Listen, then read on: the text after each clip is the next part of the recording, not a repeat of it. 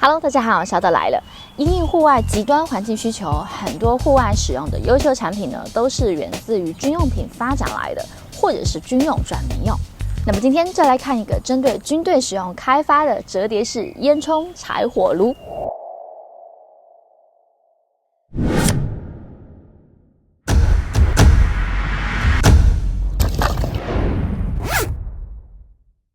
是很厉害的炉具，来好好深挖一下，看看它有什么优点呢？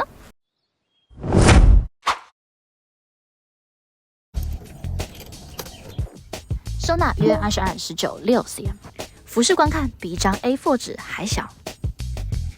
里面还包含一只伸缩烟囱，几乎紧凑压缩到极致，系带不会占包太多的空间。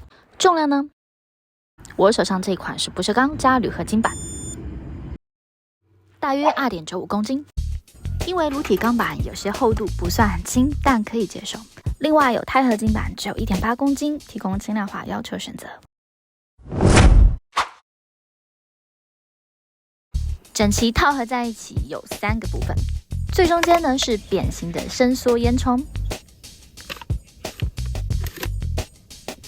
这个烟囱很有意思，因为是做成压扁拉长的烟道，所以在整体折叠情况下，厚度只有6 cm， 大大帮助了体积缩小。再来是烹煮扩充架及转角烟囱衔接部件，最后就是折叠炉主体，有包含支脚、炉门、接灰格、炉膛等。结构是铰链加卡榫方式，操作容易。有一个固定安全扣，扣紧就好了。部件集中不零散，好管理，快速简单组装拆卸，只要1分钟左右就可以完成，符合搭配任务的要求，当然也加分露营、野营玩家的使用。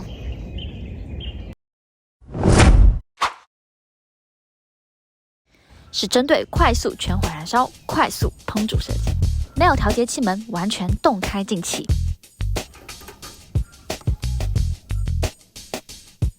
透过铝合金板快速加热锅具，很快完成煮食工作。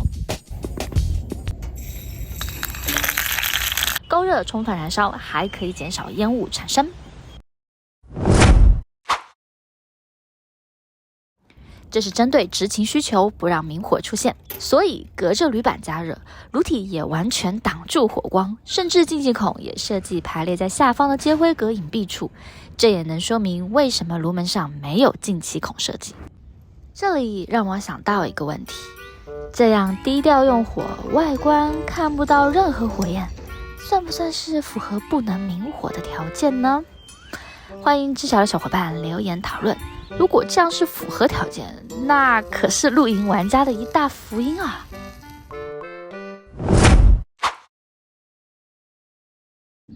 这个值得一提，组装完成可烹煮面积约17×17 cm， 加增加部分15×12 cm， 是利用烟道拓展烹煮区域，这样可以从单口炉变成双口炉的料理功能，达到节约时间、节约燃料的效果，必须称赞。中烧完后的颜色可以看出拓展区的热值不低哦，后面会示范，尤其是对军锅组的使用会非常友善。接着我们准备柴火来点燃实测操作。网格小铁桌很搭配这个柴火炉，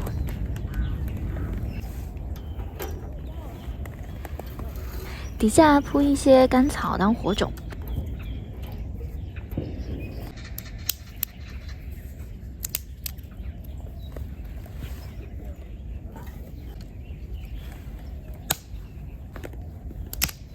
加一点小树枝即可起火。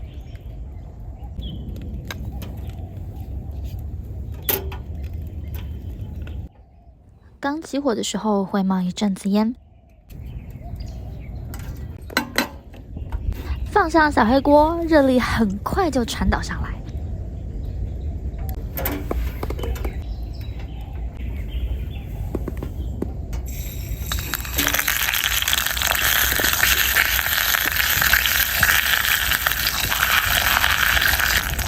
鱼肉下锅，立即就噼里啪啦这响。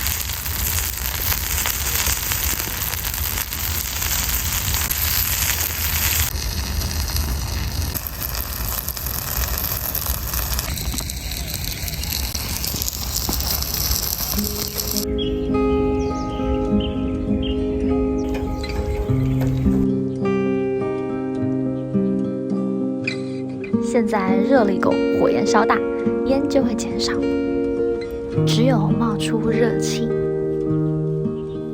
很快，迷迭香鱼片就煎好了。传说对菌锅很友善，就有菌锅来蹭炉火啦。正好也看看扩充面积加热方式的运用，锅具可以很贴近，看起来用3个菌锅一起都没问题。果然跟菌锅很协调。杯型锅也一样可以同时2个，火锅加饭盒一起，随意多种组合自由发挥，放置稳妥，同时快速料理，真的非常好用。那么这个柴火炉适合冬天暖帐用吗？当然没问题，尤其适合波兰菌帐。但首先这个进气口要简单做一片调节进气门，这是我们的手作改造。让燃烧变小火，延长时间，避免一整夜频繁起床添加柴火，或者改烧炭精更好。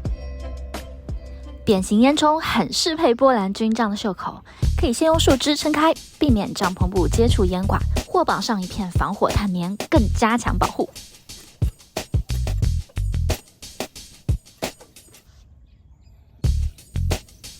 这样伸出帐篷烟囱口就可以了。燃烧的时候，气门调成斜口段，减半进气量，上面放1壶水。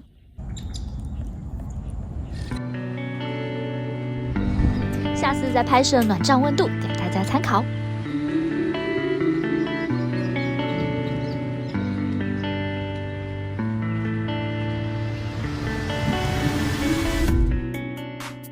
是不是很有趣、很实用、轻巧方便、功能强悍呢？